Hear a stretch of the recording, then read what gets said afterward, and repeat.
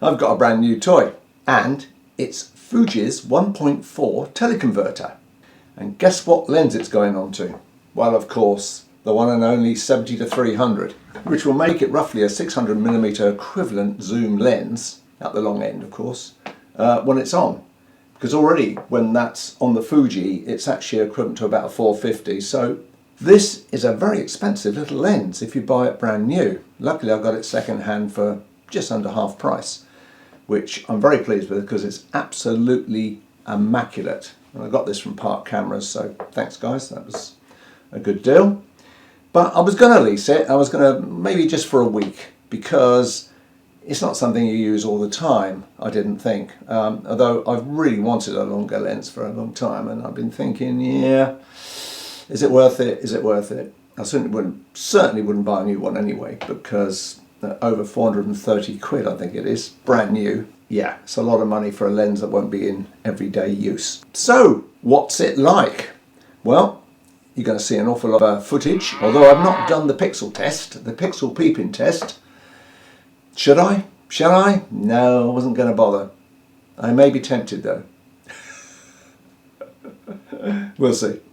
Anyway, so it's very easy to use. You just line up the red dots as you normally would, like so, and I've had to put my glasses on to do this. Till it clicks on. And then simply grab your camera body, line up the dots again of course, and there you go. And that's it. So, of course the one downside is you lose a stop, obviously, because the light has to travel that little bit further. Your lens is actually extending about 16mm from the camera body, and yeah, so once you go like this now, you've got quite a long lens. For now, I'm going to exploit it as much as I can, particularly over this winter, where I will be doing an awful lot of wildlife filming, I guess. And well, just general scenes. I love using telephoto lens for landscapes. I use it more for landscapes than I do a wide angle lens these days. So, yeah, going to go out on location. I've been out a couple of times already, and I've got a lot of footage to show you. So stay tuned guys, back soon. So here's some comparison shots at 300mm with and without the teleconverter. It's not massive, but still significant.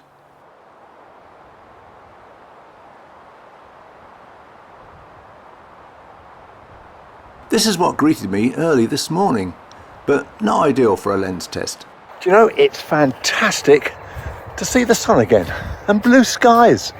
Look at that. Brilliant. Anyway, I've come out here now because I'm going to give the 1.4 teleconverter on the 70-300 another workout.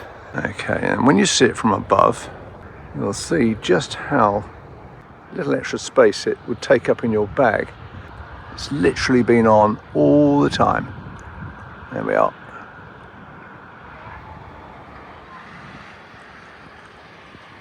But that noise you can hear is a tractor down there. There looks to be a lot of gulls down there too. It's either planting seeds or something, so that's probably why they're there. And yeah, so far so good. The results are really, really nice, I have to say. We'll see them closer up a little later. The 70-300 has 5 stops of optical stabilization, but sometimes when tracking a subject, the image judders. So I stabilize in post in Final Cut Pro. Fuji, of course, do make a 2x teleconverter, but I've not heard great things about it. Plus, you would lose another stop, and that would mean your maximum aperture would be just FE11. So no, I wouldn't bother with that, but the 1.4 really is excellent. Cropping in is one of the benefits of shooting in 4K, from a resolution point of view.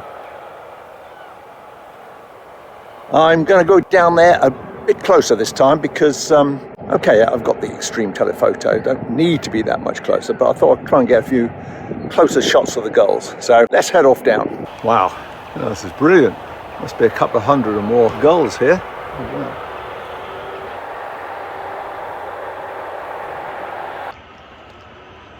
So I'm on continuous focus when I film wildlife, and then I'm using the back button to lock it when they're moving towards me.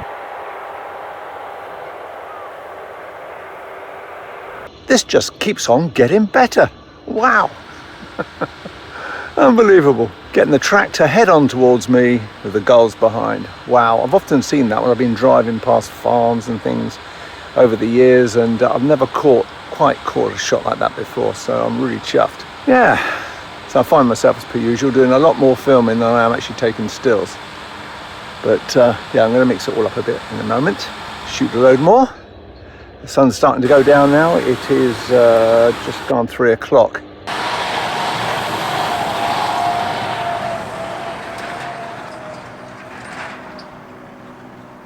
But it is like mid-November, so yep. Anyway, fantastic, I have to say it again. Fantastic to see the sun.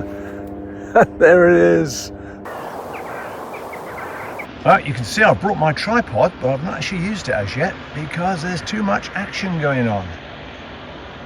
Yep, he's coming up again. Wow.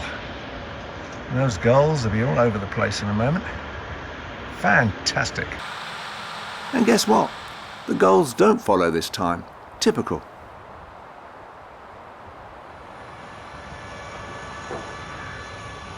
I've never got a really good shot in flight of a kite. Up in our tree, a big tree in our back garden, I had one sitting up there once. And I got a lovely close-up with it with a 500mm mirror lens I used to have. But of course, this 70-300 is a much, much better lens, obviously. The tripod on a static subject like this is a much better idea than hand-holding. But it's good to see the OIS working well. On my way home again, the moon is balanced on a cable, and I spot a small plane passing just beneath. The following afternoon, I'm out again. All images are with the 1.4 converter on, and mostly at the 300 end.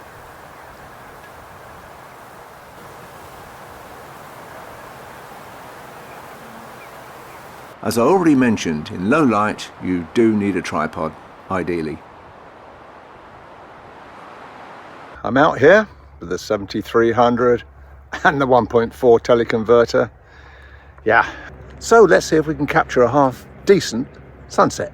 But the sun's, yeah, right in my face at the moment, but it's setting and it's 4 o'clock, so it's literally sunset at 4:30 as it's like mid-November.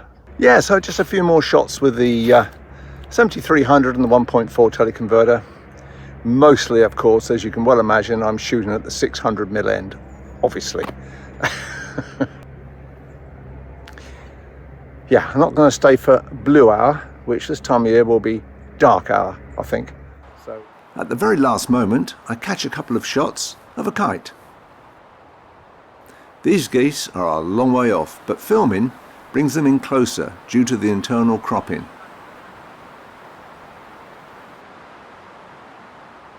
Obviously, never look at the sun through a long lens, unless it's on the horizon.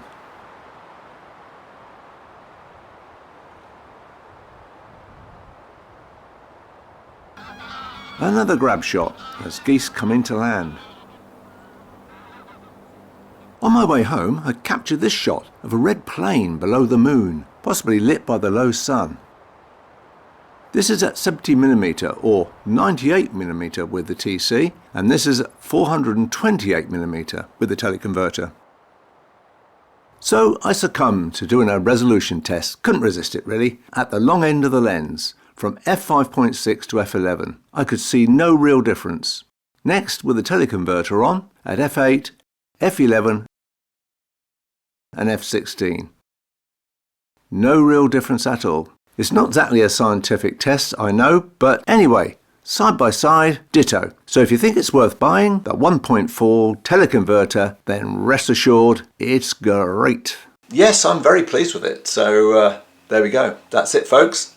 Anyway, please subscribe if you like, and I'll see you next time with another Fuji related video, no doubt. Cheers.